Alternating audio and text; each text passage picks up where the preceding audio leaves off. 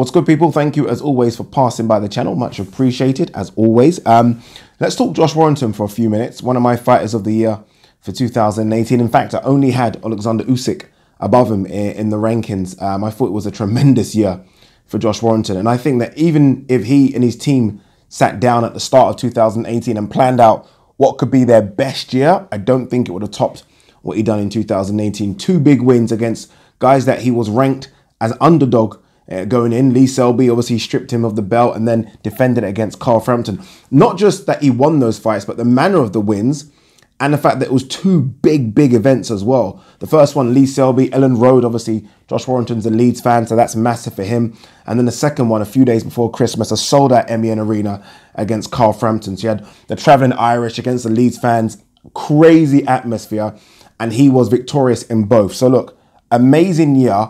But what next, right? What next for Josh Warrington in 2019? He's now a big star. He's now a big star. Obviously, Frank Warren hasn't released the pay-per-view numbers for him versus Carl Frampton.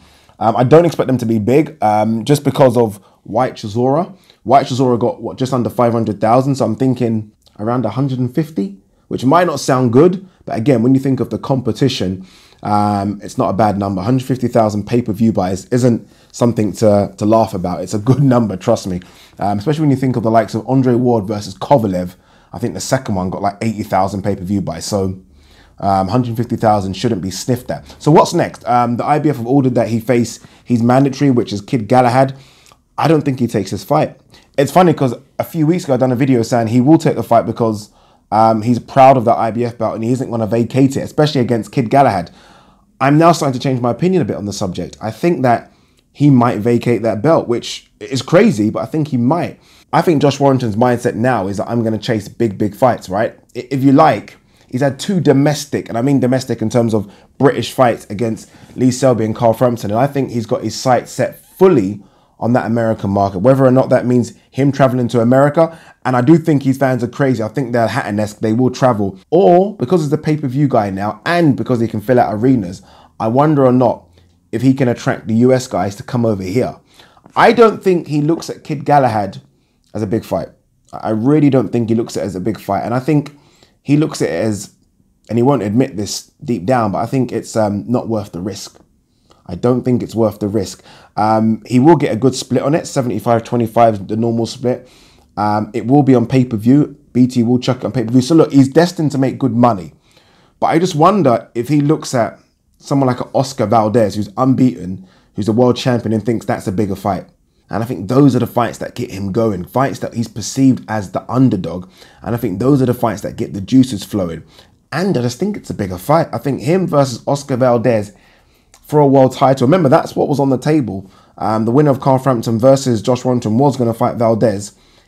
Is a bigger fight, whether it be in the UK or US, than Kid Galahad. I just do. I just think it's a bigger fight. And I think that's what he's chasing now. He probably thinks, like, I've done the UK market with Selby and Frampton. And it's true. He's cleaned up the UK market. And I just don't think he rates Kid Galahad high enough to warrant taking that risk. I think he'd rather roll the dice. And that's what he's been doing these last couple of fights. I think he'd rather roll the dice against Oscar Valdez, maybe even Gary Russell Jr., and then possibly down the line fight Kid Galahad, especially if he vacates and Kid Galahad picks up the title fighting someone else. So I think, and don't be surprised if this happens, Josh Warrington vacates and then fights Oscar Valdez. Fingers crossed it's in the UK. If it is, come on, we're talking Ellen Road all day long.